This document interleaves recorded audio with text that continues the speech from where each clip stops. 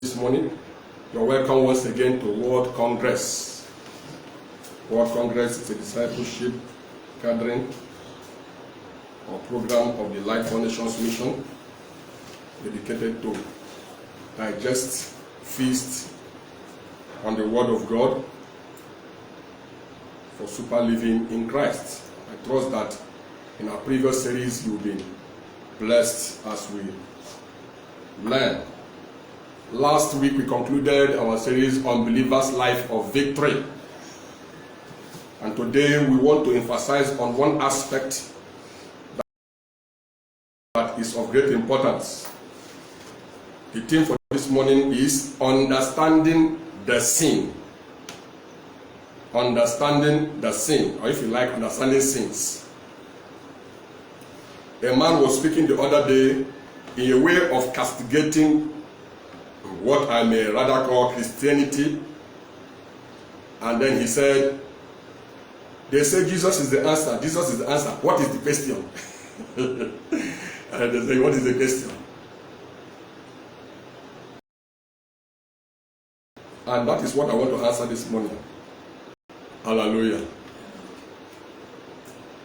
Like I said earlier, we're dealing with understanding the sin.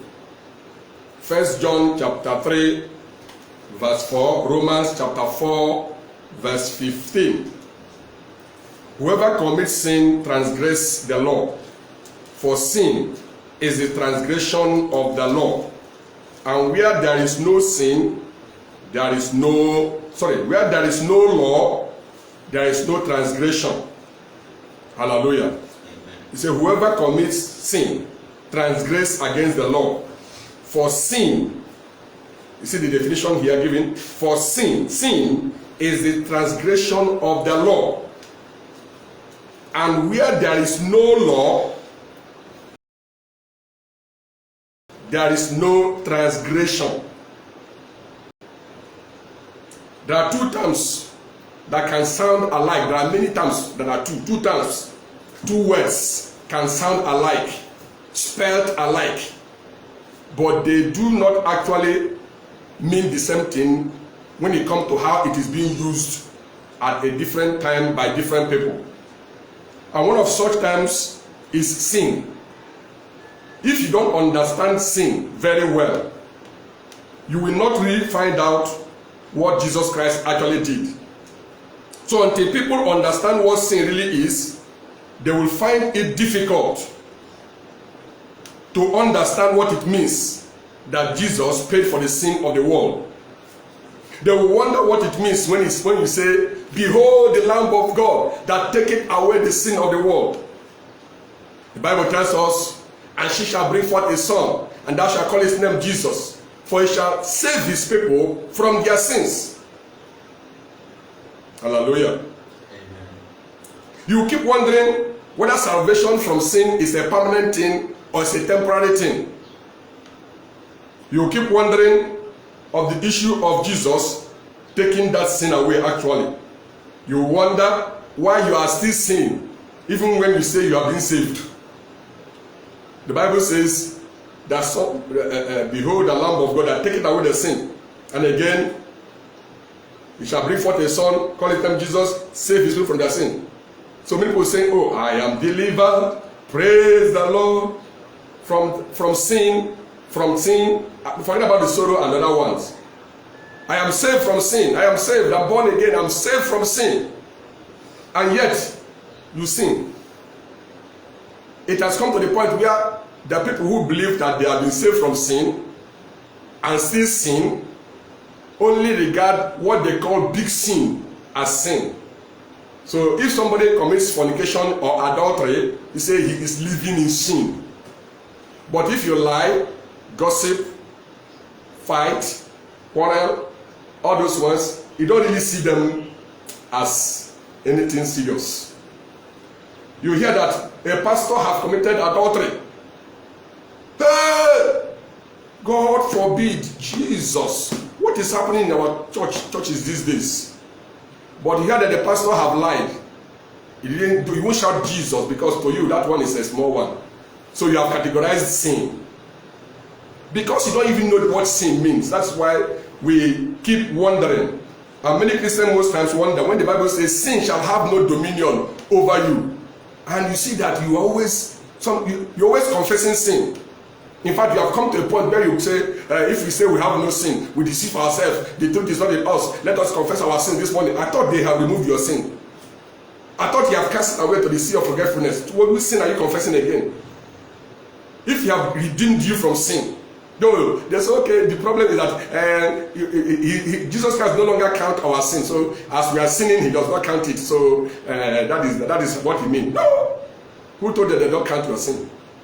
And you see whether they count it or not. The question is, do you really understand what it means by that sin? And that is what we want to elaborate this morning. I trust that by the time we finish this morning, by the help of God, we'll be able to understand what God considers as sin. And we'll be able to stand boldly before God, holy, faultless, and blameless. So what is sin? According to our text, simply put, sin is the transgression of the law. I'm going to be a little bit slower and take it gently. It may not coincide with what you think you know before. So what you are going to be hearing this morning may amaze you a little bit. It also amazed me. So let us understand. I didn't learn it from anywhere. The Holy Spirit opened my mind to understand it. And if you open your mind, you too will be to understand it. The place we read in the scripture says, sin is the transgression of the law. And what are laws? Laws are instructions, rules. You know, what people have agreed and say we will do this. Anybody who does not do this, we will do that, this, all those things. Every law or instruction or rule, they have consequences for breaking them and they have benefits for keeping them. In Deuteronomy 28, you hear the Bible says, Moses writing, telling the children of Israel, when he gave them the law of God for Israel, he said, if you shall diligently hearken to the voice of the Lord your God, and shall keep all the laws that I am giving to you this day, then you shall be blessed, you shall be blessed, you shall be blessed. And then, if you will not keep this law, you shall be cursed, you shall be cursed, you shall be cursed. But you see blessings and cursing.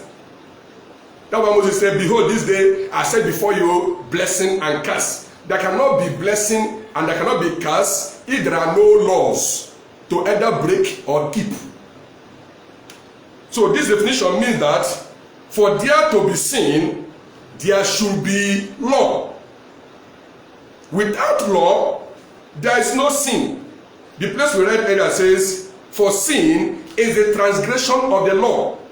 And where there is no law, there will be no transgression. Therefore, if there is no law, there will be what?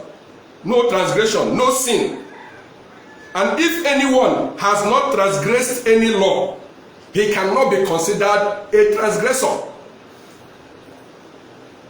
If anyone have not transgressed any law, if you keep law, say, okay, don't touch this chair, and I didn't touch it, am I a transgressor? No. It is if I touch that chair that I become a transgressor. But as long as I don't touch it, I am not a transgressor. I have not broken the law. So as far as you are concerned, and as far as that law is concerned, I am righteous, I am holy, I am pure, because I have not broken any law. Praise the Lord. And again, if anyone has no law to transgress, he is also considered righteous and blameless. Amen. Okay, there is law and I didn't break it, I am righteous. There is no law, so there is no law to break, so I am also righteous. Whether because there is no law, nothing I did, I didn't do anything. Nothing. Hallelujah. So if you look the book of Luke chapter 1 verse 5 to 6, you see that when they were talking about Elizabeth and Zachariah, they say when it comes to the law of Moses, they were perfect. So you have to understand what they say in respect to the law. But were they perfect as a human being? What ground do you judge perfection? So there is no law and there is no transgression. There is law and there could be transgression. A sinner is simply a law breaker. If I have not broken any law, then I am not a sinner. And if I have broken any law, then I am a sinner because I have broken a law. I'm trying to explain to us what sin is. Transgression against the law. Where there is no law, there is no transgression. Where there is law, there could be transgression. But you can decide not to transgress, and then you are righteous. If you transgress, you are unrighteous. The Bible says every unrighteousness is transgression, and every transgression is unrighteousness. Hallelujah. Now, anyone who has broken any law or transgressed any law is a culprit of the person he has broken his law. I cannot break another man's law and be punished by another man because I didn't break his law. It is the person that I break his law that will punish me. If I offend Mr. A, I don't need to go to Mr. B for forgiveness. I go to Mr. A for forgiveness. Mr. A has the right either to forgive me or not to forgive me. Now, if you understand that, let me give you a simple example. If you break a law in United States of America, for example, you have broken their law, and then you come to Nigeria or Ghana, and you meet the president of Ghana and say, please forgive me. I'm very sorry for breaking the law of United States of America. You say, my friend, you have not broken the law of Ghana. Please, if you have broken the law of United States of America, go to United States of America and ask them for forgiveness. You have not offended me. So if you come to me now and tell, Pastor, please forgive me. Forgive me. What did I do? What did you do? I offended my mother.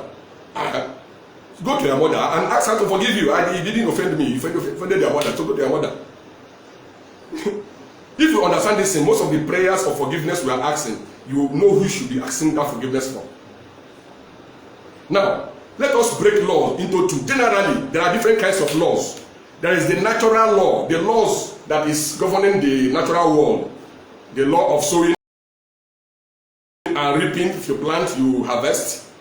The law of day and night. When night comes, day will come. Night. If you break the law of day and night, if you try to stay awake when you should sleep and sleep when you should stay awake, it will disturb you.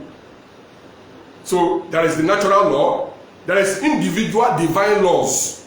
There are laws that God gave to individual. God can tell me, Timothy, you should not do this. That is between me and God. It does not concern the entire universe. It concerns me and him.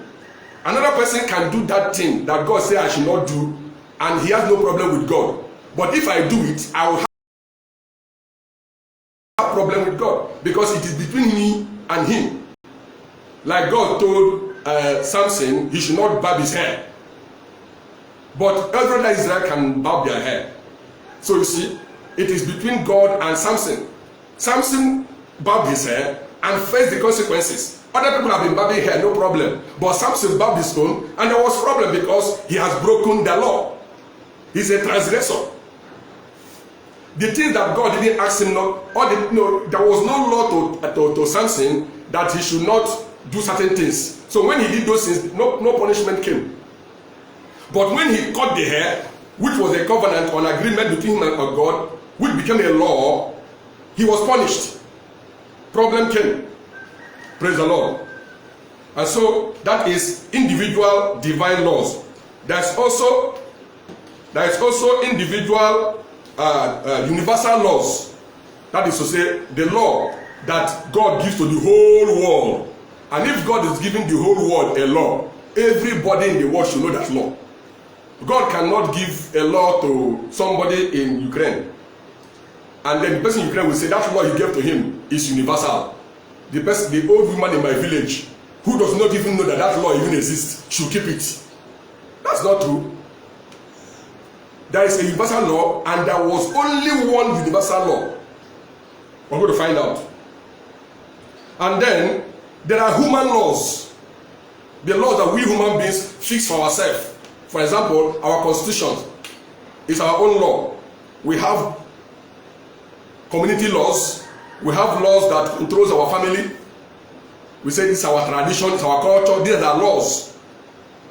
Now, if we break all these laws into two, you see that they can be broken, as I'm going to go ahead, you see them, into what I call the mortal laws and the moral laws. The mortal laws are the law you break and you die forever.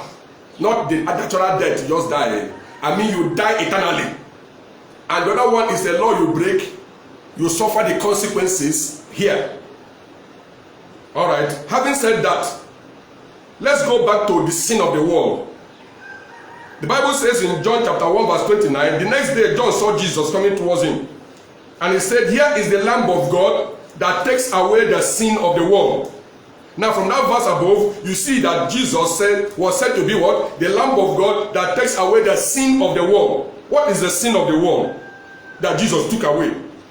That brings us to the beginning of the word sin. The first time we heard about transgression in the Bible is when God and Adam agreed that he should not touch the tree of the knowledge of good and evil. The day you touch of this tree, you shall surely die. That was a law. But Adam ate of that tree, so he became what? A transgressor. Remember, Adam is the only human being on earth with his wife. Adam is humanity. Humanity was Adam. Everything you have today called human being came from Adam. So when God gave that law to Adam, God gave that law to all humanity. But that humanity is represented in Adam. So the Bible says, as by one man, sin came into the world. And so death came, and death passed upon all. For that all have what? Sin. So when Adam sinned, humanity sinned. For example, if President Nana Akufo-Addo, for example, make any agreement with any country, they will say Ghana have agreed with United States. But is it Ghana who went there to agree? It was the president who is a sole representation of Ghana all over the world. When the Black Stars won the Super Eagles of Nigeria in football, they say Ghana has won Nigeria. Did all Nigerians play the ball? Or did all Ghanaians play the ball? But Ghana have selected people to represent them. And Nigeria have selected people to represent them. So if you lose, it is the country that lost. If you win, it's the country that won. The same way, Adam is the head of the whole humanity. So when he sinned, the humanity is time to have sinned. Hallelujah. When he sinned, that sin entered into his DNA. It became his nature. He became a transgressor. So when you see Adam, Adam is Adam alias transgressor. And when he began to produce children, his children are Adams. You know, Adam and Adams. Have you heard him also probably called Adams? His children are Adams. Himself is Adam. We are Adams. You know, Adams. All the Adams, you see, when Adam sinned, one sin, Adams, it became plenty because we are plenty. So it becomes sins. Hallelujah. But that sin has a consequence. The day you eat of this tree, you shall surely die. Now that death is not the kind of death you're just dying physically. No. It means that you become mortal tendency. You are prone to die. And so Adam lived and died and remained dead. Stop asking me, where is Adam now? Adam is dead. Is he here? He's dead. Adam is dead till date. Hallelujah. And others who also died are all dead till date. Let us not go contrary to the scriptures.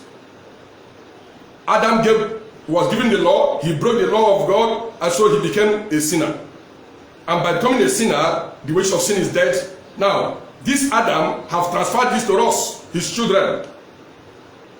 Even though his children didn't sin, they are considered sinners. The Bible tells us in Romans 5 verse 12, wherefore, as by one man sin entered the world, and death by sin, so death did what? Pass upon all men, for that all have sinned. For the next Romans 5 verse 13 to 14. For until the law of Moses came, sin was in the world, but sin is not imputed where there is no law. Nevertheless, death reigned from Adam to Moses, even over people who never sinned, like Adam, who is a figure of him that is to come. If you understand that scripture very well, what we can call sin was in the world. Hallelujah. There was no thou shalt not kill, but Cain killed. True of us? Now, they say when God was giving law to Noah, he said, anybody who takes human blood, who takes human life, his own life will be taken. That also? Good. By right, Cain's life should be taken. That also? But because there was no law that if you kill, you will be killed, Cain was not killed. God only said, you are going to become vagabond, blah, blah, blah, blah, blah. And Cain says, too much. And God said, okay, I reduce it. And Cain ended up becoming a great man, building a city, becoming very prominent until he died. Now, why did he die? Was it because he killed his brother? No. He died because he was mortal. So what was killing him was not what he did. It was what he inherited from Adam. He can receive any other punishment for what he did within the earth. But that was not the reason why he died. If anybody dies eternal death, it is not because of what you have done. It is because of what you have inherited. Because even if you didn't do those things, you will still die. As long as you see death, it's a sign that there is sin. Everybody will have to pass through it, except Jesus comes. And you are passing through it because of sin. Romans chapter 8, verse 11. He said, if the spirit that raised Christ from the dead dwell in you, the same spirit shall give life to a mortal body. And then he says, though you will die because of sin, you will live because of righteousness. I want you to understand what that righteousness means. Now, biblically, let's understand. After God finished giving that law to Adam, who represents humanity, God never gave any other universal law which anybody somewhere else should know. So everything that is contrary is therefore what is embedded. That is why you see what sin is committed in China is committed in Africa, is committed in America, even when they have not known themselves. Why is it? Because we came from one source. God had covenant he had with Noah. Noah was just a single man. And God told Noah. And God told Noah. But those laws does not contradict the original one. Whether Noah kept those laws or not, Noah would have still died. So you see, death passed upon all flesh. As by one man, sin, transgression came into the world. And death came as a result of that transgression. For that transgression, all have sinned. And all have fallen short of the glory of God. So even if God gives you any other law, as individual, as a tribe, that law, keeping that law does not cancel the consequences of the universal law that Adam broke. So God gave Israel 10 commandments, another 613 commandments or so. Now, if you keep those laws, there are blessings that Israelites will get by keeping those laws. If they break it, there are consequences of breaking it. But that does not affect the breakage of the original law that was broken in Adam. Some people believe that Adam's sin has no consequences on man. That is not true. If not, you won't die. Amen. When I say die, I mean die and remaining dead. Forget about what people say if you die. You die and remain dead. Only one man died and is not remaining dead. He's alive forevermore. Amen. If you are dead, you're not alive. If you are alive, you're not dead. Simple. We must understand that fact. So, let me give you a good example of that law. Let's say somebody is a condemned criminal. A condemned criminal has been placed in prison and have been said that this is April. He will be killed on the 17th of December 2022. But he is in prison. He was sentenced to death in January 1st, 2022. So he was kept in prison custody with the uniform written condemned criminal. Now, this condemned criminal in the prison became a nice man. He does not fight. He sweeps everywhere. He helps everybody. He even teaches people skills. In fact, became one of the teachers of skill acquisition in the prison. So nice that even the prison officers liked him. They even bring food for him. People snap pictures with him. He's a nice man. They reward him for his goodness. Two of us. He's a good man. As far as the rules of the prison is concerned. But as far as the rule that brought him to the prison is concerned, he's a bad man. But as far as the rules that within the prison context, how to behave within the prison is concerned, he's a good man. Now, no matter how good and nice he is, and the reward he has received from prison officers, from visitors, from inmates, from journalists, on that 17th day of December, he will be killed. Not because he is a good man, not because he has done any other thing wrong. It's because he already have a sentence on him. That's what the Bible says. He that believeth on him is not condemned. He that believeth not is condemned already.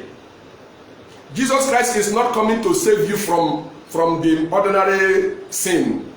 You know, if you sin, you fight, you say, Jesus, forgive me. Okay, he can forgive you.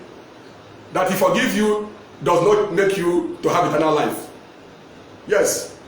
Forgiveness of ordinary sin does not give eternal life. It is the forgiveness of the original one. And that forgiveness does not come by saying, I forgive you. It requires blood, righteous blood. Before Jesus died on the cross, he forgave sin, two of us. He met a man who was sick. He said, man, your sins are forgiven. The woman that was caught in adultery, he said, woman, you are forgiven. Go and sin no more. Hallelujah. But he has not yet paid the price for the sin. But he has the right to forgive every other moral sin. But that your moral sin was forgiven does not save you from the mortal sin. Something else is required.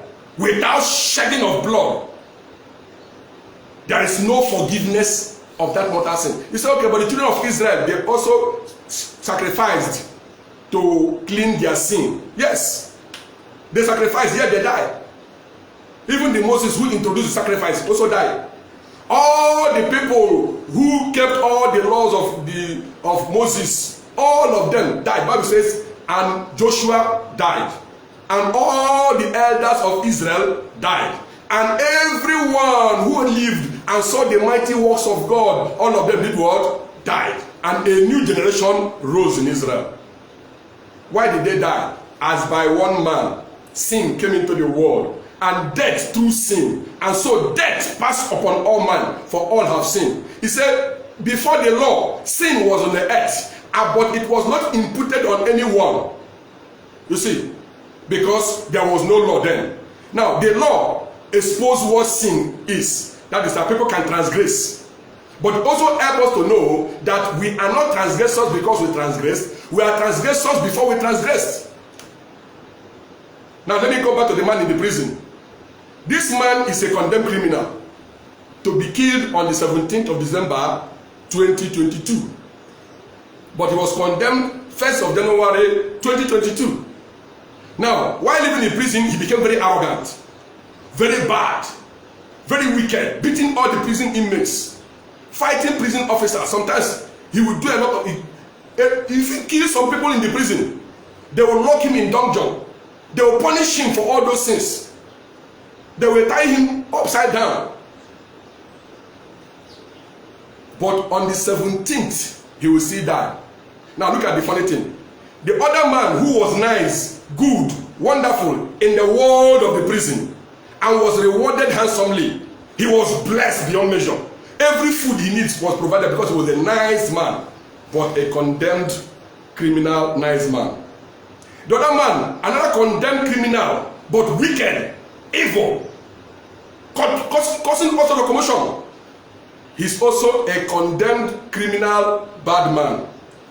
What funny thing happens is that on the 17th of December, both the good man condemned criminal and the bad man condemned criminal will be killed. The same way, if you don't understand what Jesus Christ has done, on the last day, both the good man sinner And the bad man sinner will be turned into the lake of fire, everlasting death. All human beings from the time of Adam have been kept waiting for that day. Even Satan the devil too and his angels are kept waiting for that day. That's why Jesus Christ, when he made Jesus, said, have you come to torment us before our time? So the lake of fire is just there waiting. The lake of fire is another word for second death, the real death, the death that Adam incurred, which actually brought him to that mortality that led to that one. I hope you're understanding me clearly. Now, having said that there is no other universal law so far after the time of Adam. So there can be laws. Technically,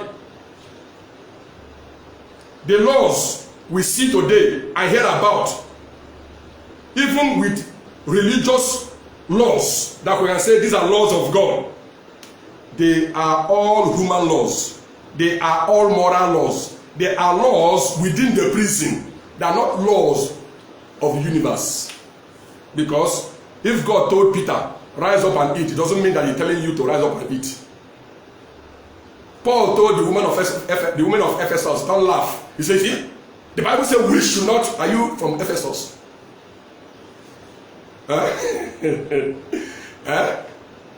Paul rebuked Peter. That means all of us should start rebuking every Peter. That was Paul rebuking Peter.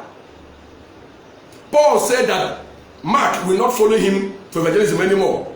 That does not mean that we should sack all the people who are following him for evangelism. So we must understand that even the laws given by the apostles to the church are the laws given to them to control their morality, so that they don't bring disgrace to the name of Christ. That disgrace to the name of Christ, if you don't have the seed of eternal life in you, even if you don't disgrace Christ, you will still go to eternal death. You disgrace, disgrace, that death hang on you. That's why the Bible says the righteous shall be recompensed. That the righteous in terms of morality shall be recompensed on earth.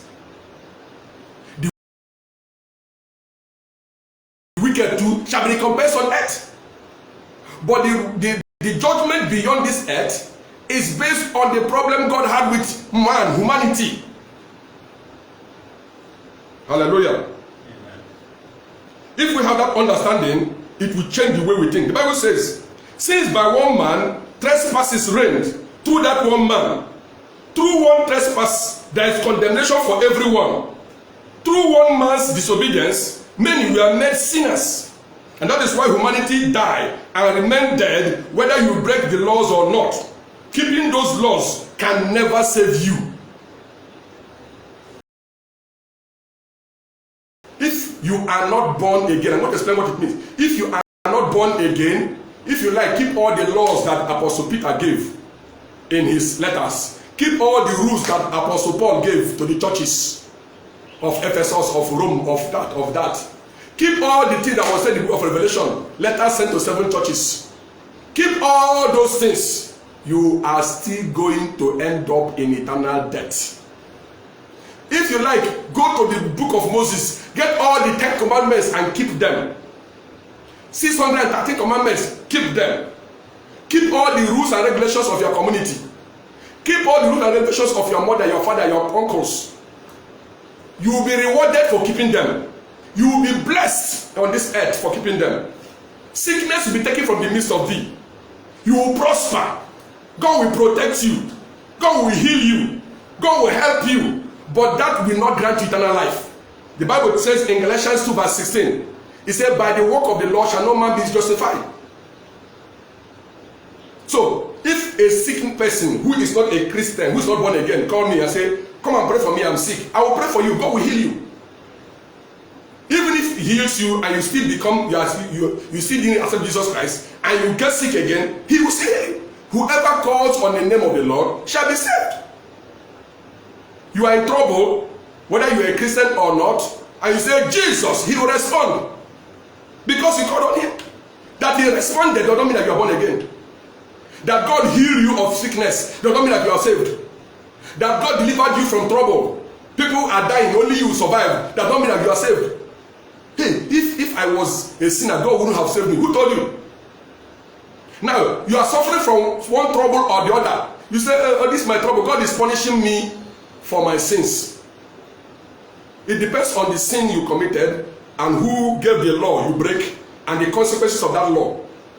So if there was no law that was given, you are already a condemned criminal, and your whatever punishment you are suffering is as a result of one law or the other you are broken. For example, if you break the health law, you will suffer the consequences of sickness.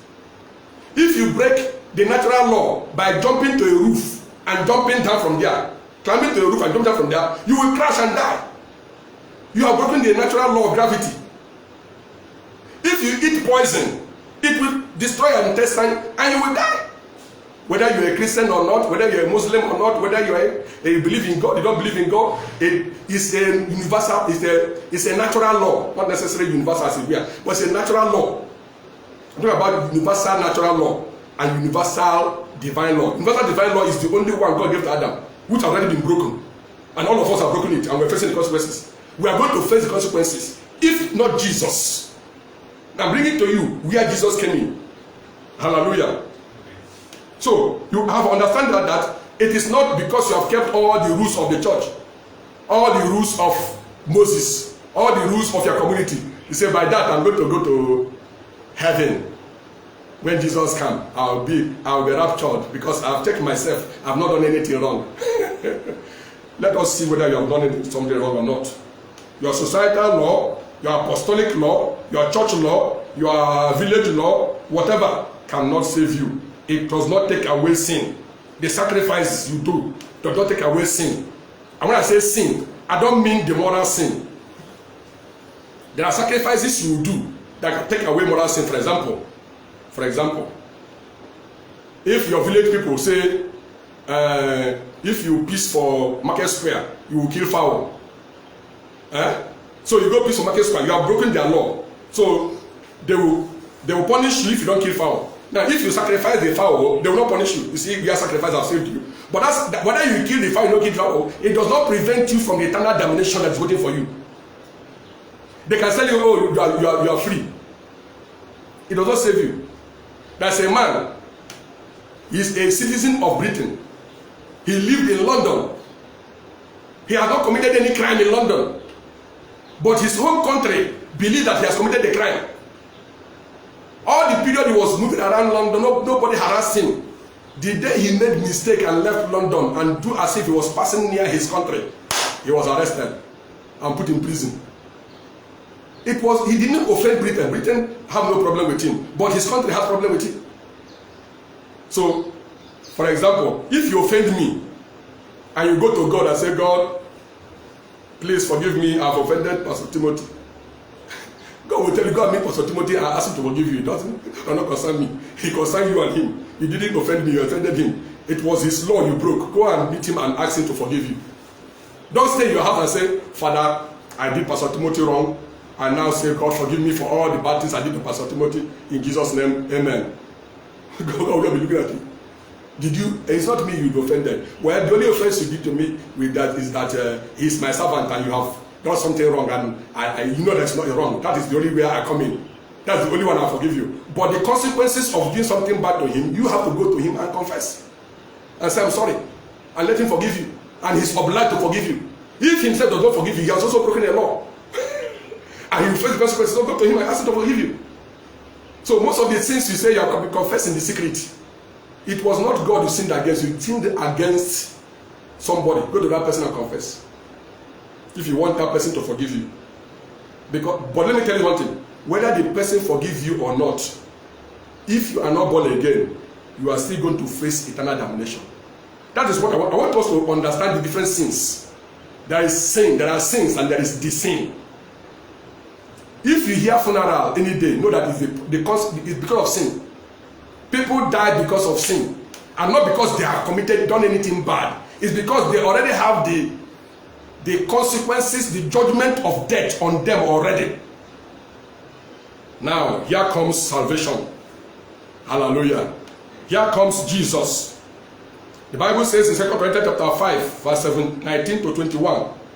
Say that is in Christ, God will reconcile the world to himself, not counting their trespasses against them, and he has committed the message of reconciliation to us. Therefore, we are ambassadors of Christ, and appealing to us, we plead on Christ's behalf, be reconciled to God.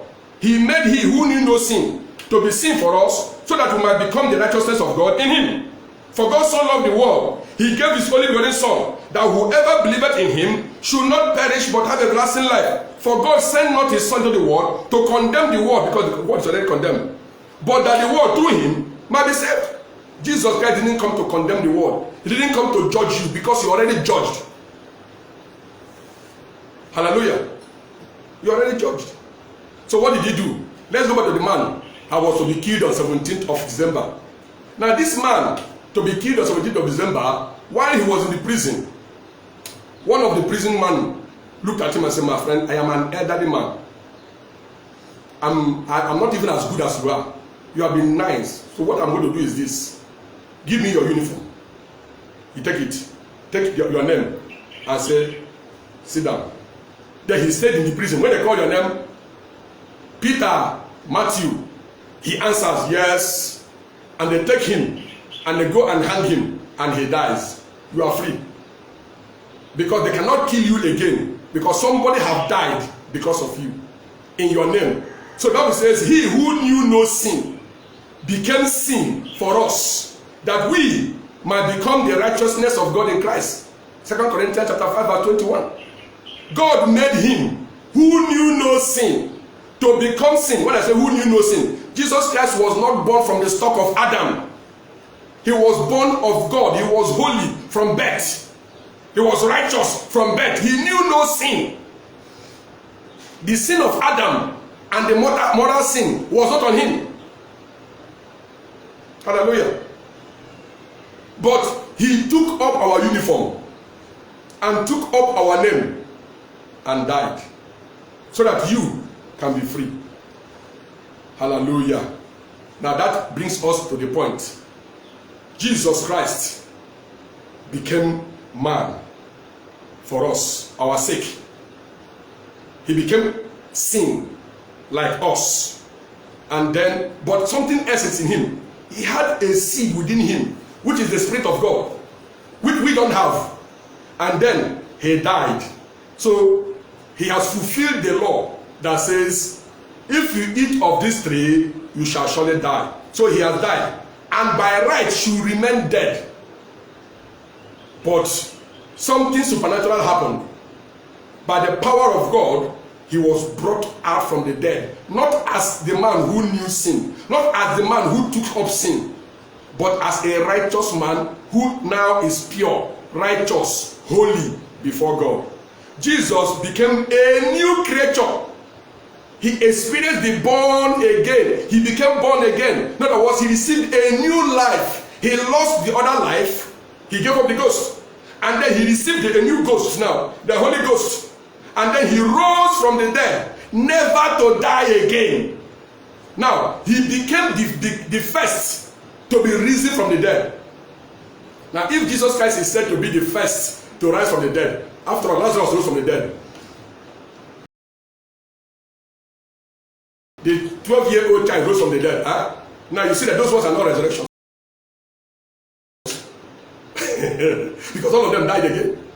They rose with the old life, so the consequences of sin will still upon them.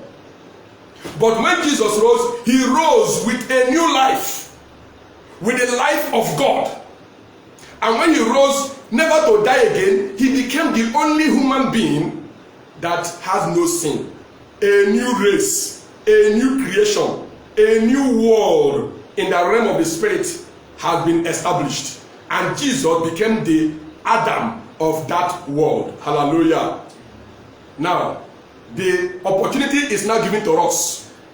The moment you acknowledge that what Jesus Christ did with all your heart is for you, he put that thing that raised him from the dead in you. Listen. He put that thing that raised him from the dead in you,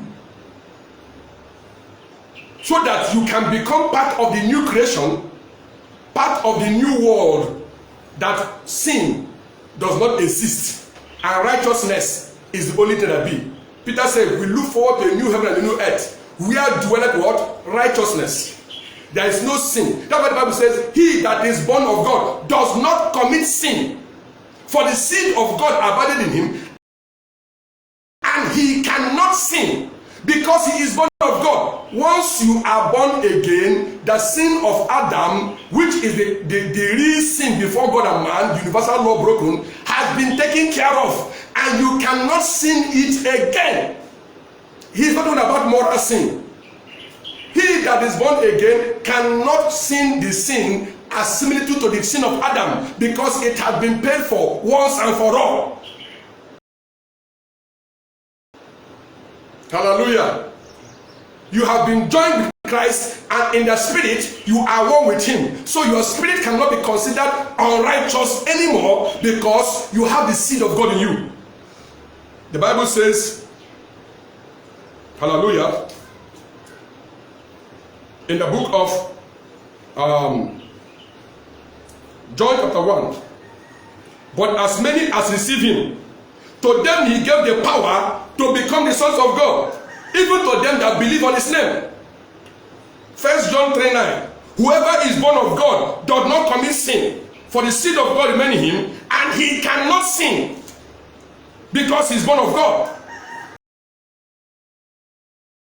1 Peter 1:23, being born again, not of corruptible seed, but of the incorruptible seed, by the living word of God, which liveth and abideth forever.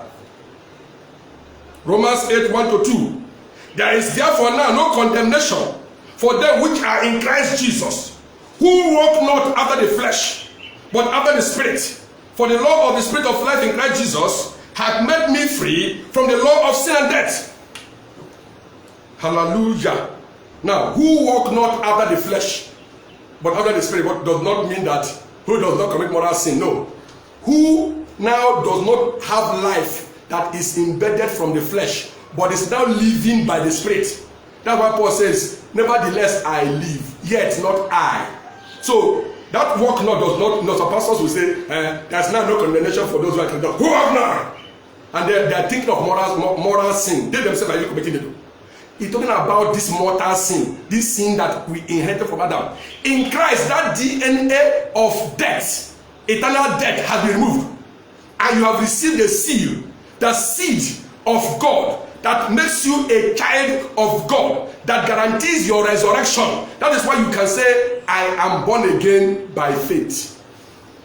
I am saved by grace through faith. Grace is Jesus Christ dying for you. Faith is you are acknowledging what he has done. Praise the Lord. So that even if you die because of the sin as a human being, you will rise again like Jesus, because you have the seed in you. Ephesians chapter 1 verse 13 and 14. Having believed, you were sealed with a promised Holy Spirit, which is a guarantee of your resurrection. Hallelujah. We have the hope of eternal life because we live by faith in eternal life. Hallelujah. So, behold the Lamb of God that taketh away the sin of the world. It's not talking about your moral and your moral sin, the bad things you do every day. It's talking about the sin of Adam. That is what he took away in his death. Hallelujah. That is the only sin that takes you to hell, as it were, or the lake of fire. Every other sin you call sin, you suffer the consequences here. You are punished here. You are frustrated here. The guilt, you suffer it here. That is not what takes you to that place. He said, but the Bible says, those who live this way will not inherit the kingdom of God. Yes, he said, those who will not inherit the kingdom of God, the power of Satan controls their life. Now, when you have received the seed of God, it also begins to train. Because if not, what's the use of discipleship? The laws that the church gives is to help you to maintain morality. That's not what we're going to save you, give you eternal life. Let me come down, look at it. When you have received the seed of God, you have acknowledged what Jesus Christ has done. You understand what it means to be born again, which is to accept Jesus Christ and call on him and say, Lord, I want to be saved. Not Lord, I want to be saved from my fighting, fornication, adultery. That is not what he's saving you from. He can forgive you, whether he died on the cross or not. That's why he can forgive you. Because you see that and go to hell. Amen. The one that made him die is not your fighting, your smoking, your drinking, your fornication. That's not what he died for. He forgave people who did it when he did even die. The one that made him to really die is the one that we inherited, that made us by nature children of wrath. He said by nature we were what? Children of wrath. He took that wrath from us so that even if we die, we are going to rise up again and live forever. But anyone who have not received this seed of God in him, if he likes, let him go to church. If he likes, let him be a good man. If he likes, let him keep all the rules and regulations. He will be rewarded on earth. God will bless him on earth. But he will end up in the eternal damnation because he rejected Christ. There is therefore now no condemnation for those who are in Christ Jesus. There is condemnation for those who are not in Christ Jesus. He that believeth on him is not condemned. Is not judged. He that believeth not is already condemned. Why? Why is he condemned? Because he lied. Because he fought. Because he smoked. No. Why? Because he has not believed in the name of the only begotten Son of God, who is the only one that God appointed to redeem mankind. So God has paid for the sin of mankind. Anybody who accepts it will be saved. Anybody who rejects it will be damned. Let me start closing now. Look at again the man who was supposed to kill on the 17th of December. He's a good man, a nice man, perfect in the prison yard. Everybody held him. And then one man came to him and said, my friend, the way you are good, I don't want you to die. Give me your uniform. Let me wear it. Give me your name. Let me bear it. When they call you for killing, I will go and die. You don't die. And the man said, no. You see, the way I have behaved in this prison, there's no way they will kill me. By the time the prison officers tell the judge that I'm a good man, they will just release me. Will they release him? No. He'll be surprised. Why are you killing me now? But I'm a nice man. We are not killing you because you're a nice man. We're not killing you because of what happened within this prison cell. We're killing you because of the judgment that is on your head. Unfortunately, you didn't deal with that judgment. Somebody came to you and said, let me take up that judgment for you. You said no. You are going to be qualified by your good works in the prison yard. You are wasting your time. So if you like, join church, change, follow all the church rules and regulations, but reject Christ, you are going to hell. Religion without Christ equal to lake of fire. Lake of fire means second death. Are you understanding me now?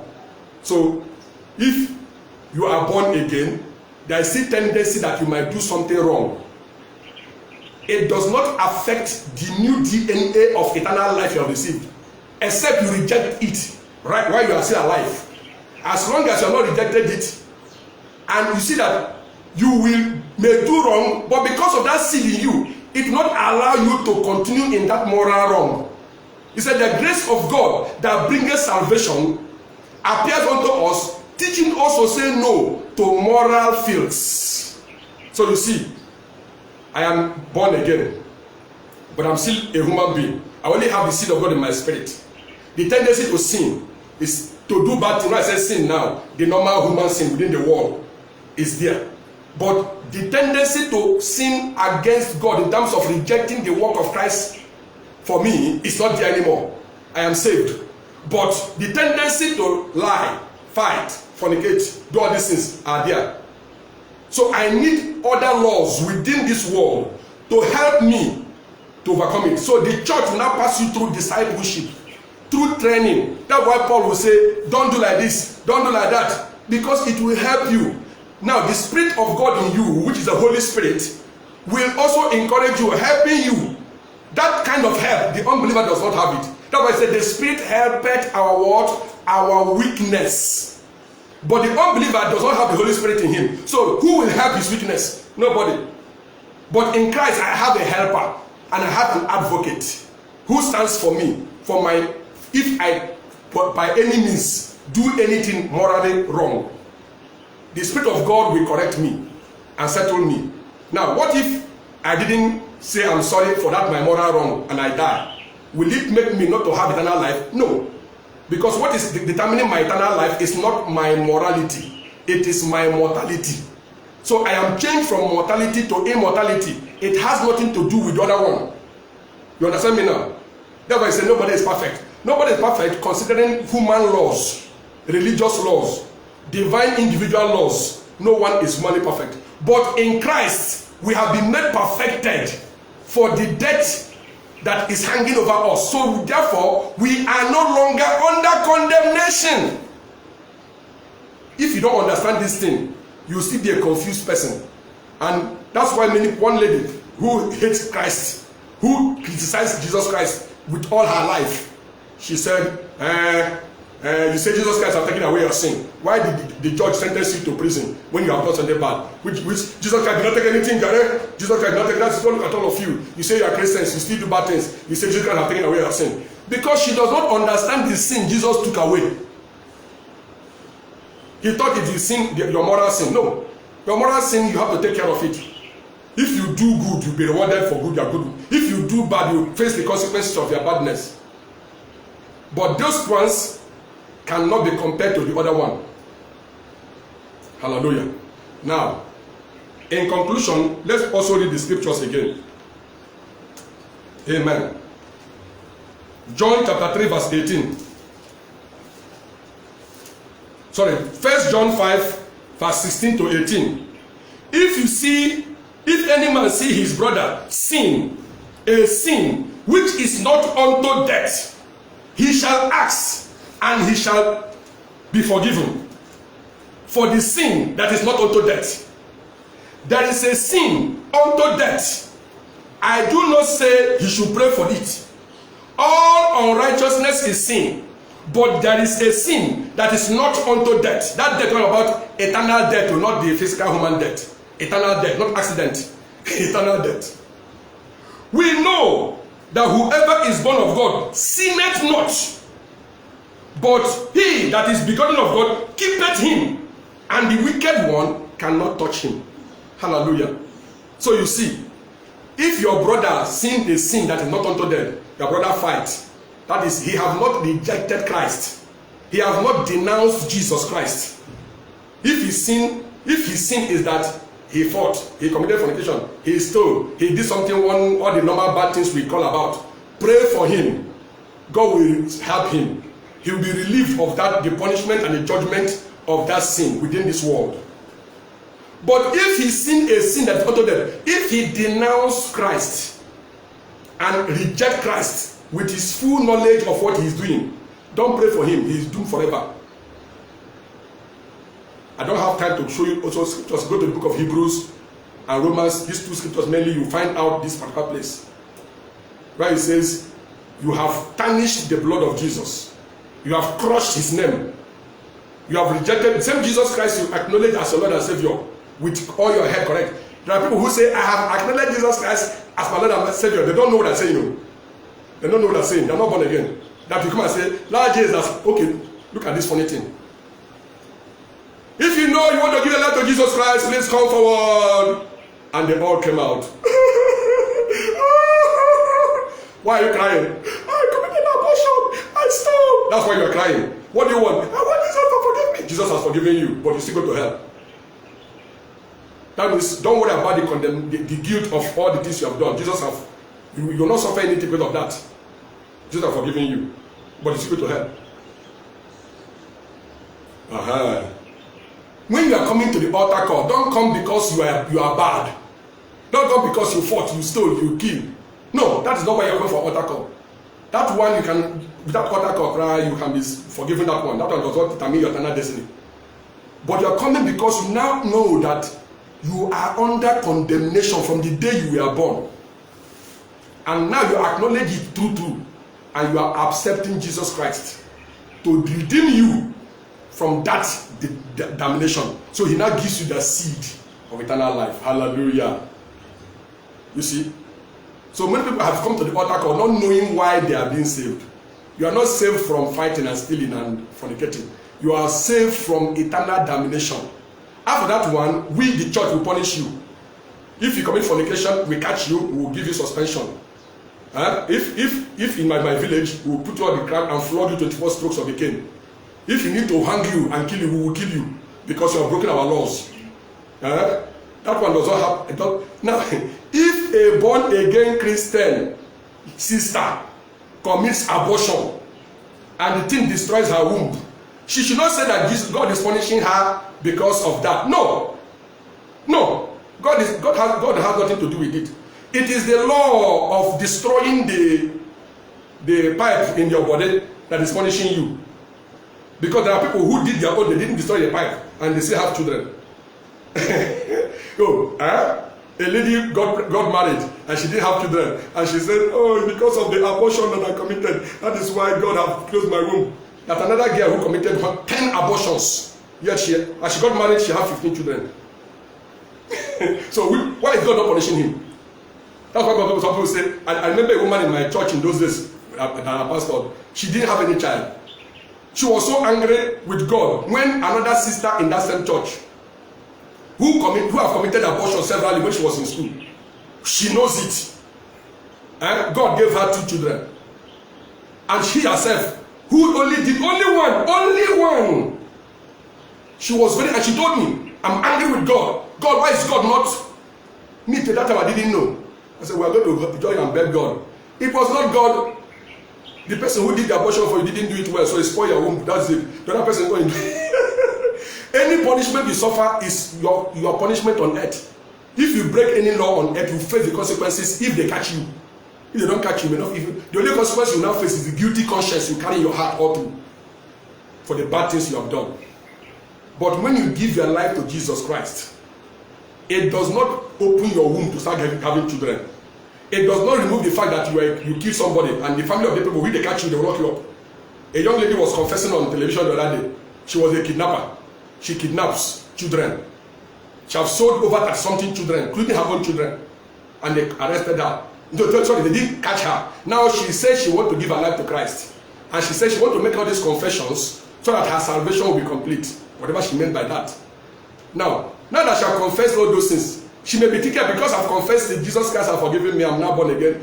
Yes, probably you are now born again, but I, the pastor, will call police to arrest you.